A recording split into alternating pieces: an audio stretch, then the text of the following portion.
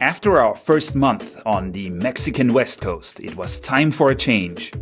The Caribbean, here we come! We need to be careful, though, to not lose our goal out of sight. In less than 3 months, our documents for the Paraguayan residency would expire, and we need to make it there in time. At this point, the Paraguayan borders were still closed, so we kept on discovering Mexico. The Caribbean always sounded to me like a very promising place to be. Who doesn't want to be in the Caribbean? White beaches, turquoise blue waters, colorful fish and wildlife, palm trees, islands and breathtaking sunsets. Ever since I was traveling in Africa 15 years ago, just having watched the movie Pirates of the Caribbean, I have been on a quest to find that place that would be as cool as the Caribbean. Ironically, at that time, a lake, the northern part of Lake Malawi, came pretty close, at least to my vision of the Caribbean at that time.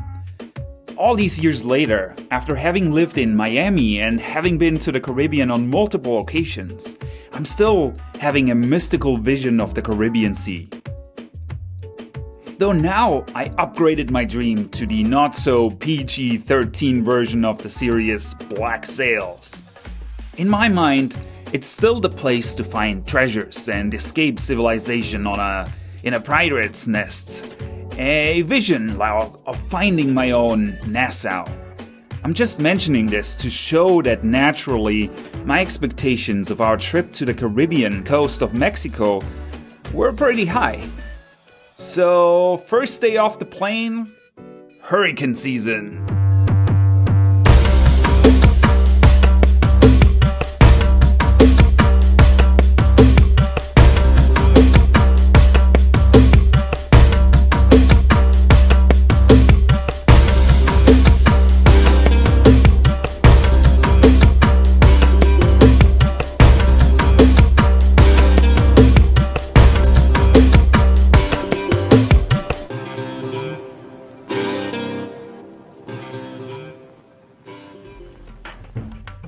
It was pouring rain, and we were advised to stay at the hotel. You know I wasn't here? I wanted to scare you. Apparently, some beaches were closed down, but we weren't sure if that was due to the general craziness of what was going on in the world right now, or just because they had to clean up the beaches after the hurricane. Our first night in Cancun was a bit of a hotel misstep. The originally booked hotel from Booking.com was overbooked and didn't have space for us, so we were sent to a hotel close by. That hotel didn't end up having running water for us. So general repairs were going on there and we just had bad luck. We were supposed to go back to the original hotel the next day, but when we came there, they treated us very rudely, and so we engaged with Booking.com about that, and we talked to them, and they offered us a refund. So we ended up staying at a pretty fancy hotel with a rooftop swimming pool in downtown Cancun. That is not to be confused with the Cancun Hotel Island. That's where you will find one big resort hotel after the next. We were kinda hoping to find a more cultural center of Cancun in downtown Cancun. Just to find out though that the city of Cancun is actually just 50 years old. It was built solely with beach tourists in mind. So no cultural heritage here, just jungle, or so they say. We met the friendly British motorcycle racer Malcolm in our hotel and hung out a few days talking about how we all escaped the insanity of Europe. He was waiting out his quarantine of 2 weeks in Mexico before being allowed to fly to Florida after coming from Europe. As if, being European is considered too dangerous to mingle with Americans. 2 weeks of Mexican vacation makes things fine though. Well, it must be the comida picante, the spicy food that cures our Europeanness. Anyways, we had a blast. The weather turned slightly better and we explored the hotel island. For a few hours though, more was not necessary. It's a beauty to look at, and the turquoise waters and the white sand, just wonderful. Just the jumbo hotels didn't resonate much with us. We were looking for something more cozy, I guess. So Malcolm told us about Isla Mujeres, a small and cozy island just north of Cancun. We asked him to join us, but being a motorcycle racer, he naturally preferred the dry land over the hurricane season ferry ride. He's a great guy though. I hope we will have a chance to meet up again someday in Florida. We did actually get wet on the boat ride to Isla Mujeres, but it wasn't connected with the weather at all. Some crazy world officials were coming up with a cattle herding solution to mass sanitize people entering the island. We all had to walk with our luggage through some chemical sanitizing shower just after coming off the boat. I'm usually convinced that nature will sort out all the people who take sanitizers first, but there even I had no chance to escape the insanity. Putting a hoodie on, holding my breath, and I ran through it. It was the first and last time that I couldn't avoid this chemical attack towards my healthy body. We soon recovered from the shock with a walk through the indeed cozy old town on the island. Again, old stands for like 20 years old, because before that, it was all jungle. Even though on Isla Mujeres there is actually an old building, apparently the remains of a Mayan temple. The Mayans were all over the Mexican Caribbean coast, apparently until disappearing without anyone knowing why. It's apparently the most eastern place in Mexico, Isla Mujeres, and it's quite a fascinating. I personally like that turquoise water and the rough sea. It's just a great combination. The ruin at Isla Mujeres was one of many Mayan remains we would visit throughout our journey here at the Mexican East Coast. For the exploration of the island, we welcomed Ole, the Norwegian strongman, back into our lives.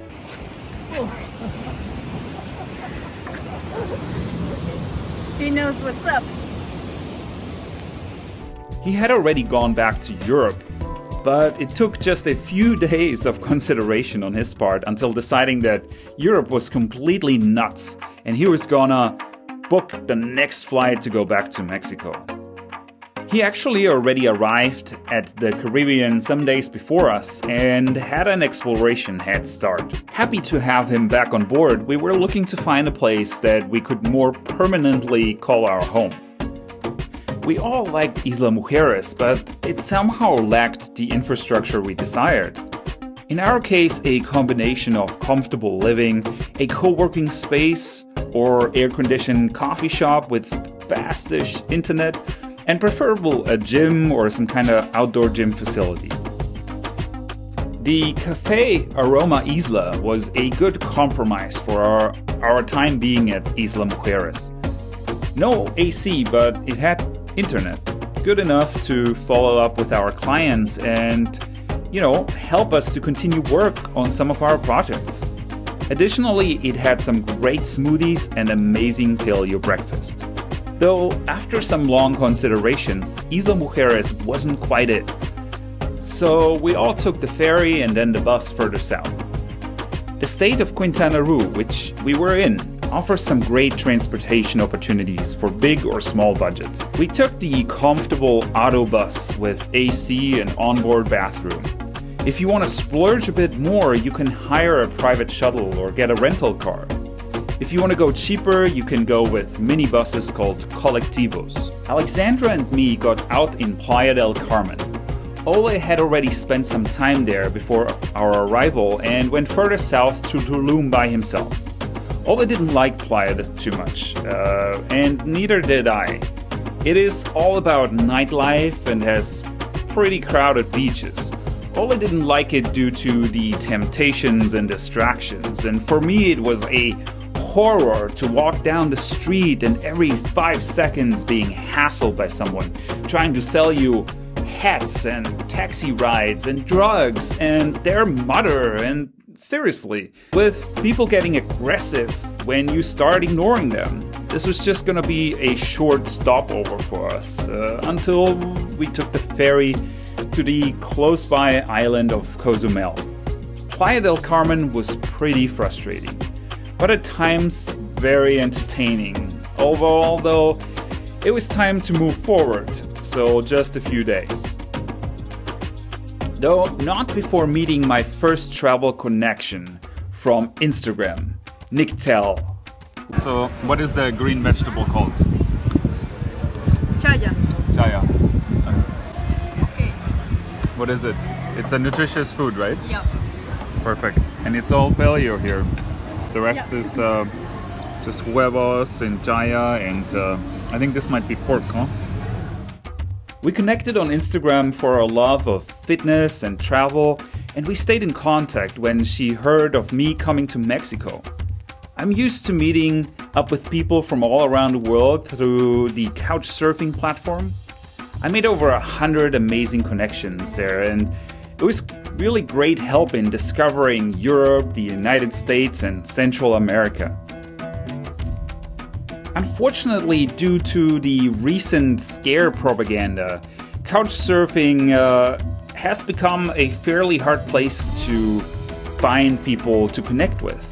My connection with Nictel, though, gave me back the faith that there are still many people out there who are ready to receive cultural exchange with open arms. Thank you, Nictel. We said goodbye to her, but it was just gonna be the first of several times on our journey.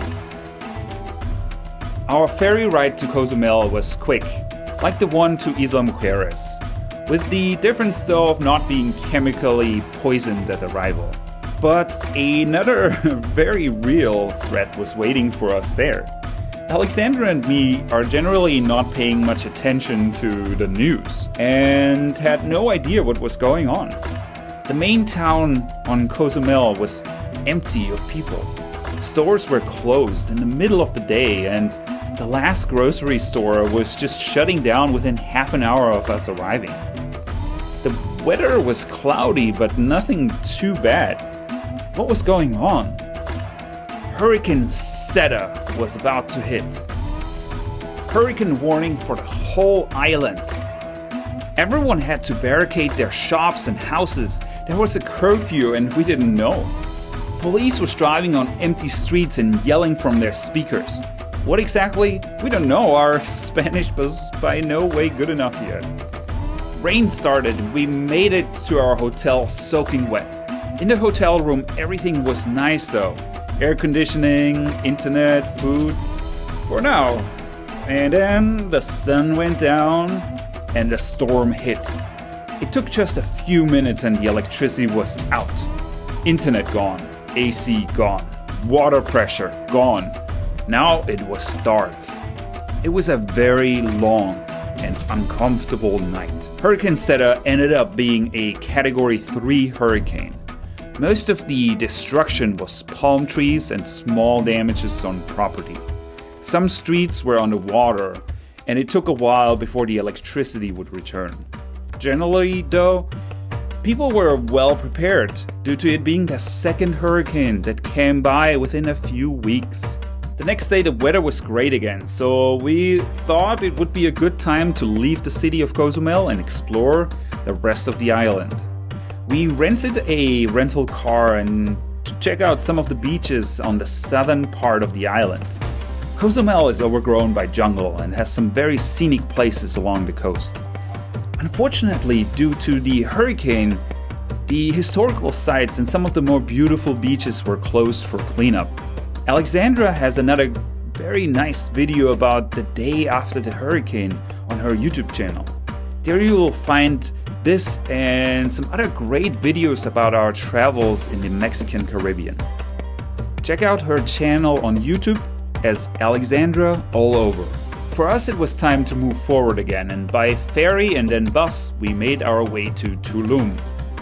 Ole, on the other hand, he had already enough of Tulum and was exploring the north of the Yucatan Peninsula. We didn't really know what to expect from Tulum.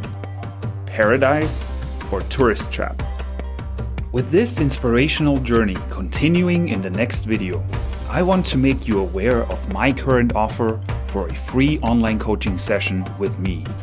With the Adventure Escape Diaries, you can follow my journey to personal freedom. And now let's make your dream life possible as well. You want to talk to me about reaching your fitness goal, healthy eating on the go, or you need help emigrating from your country and finding a new home?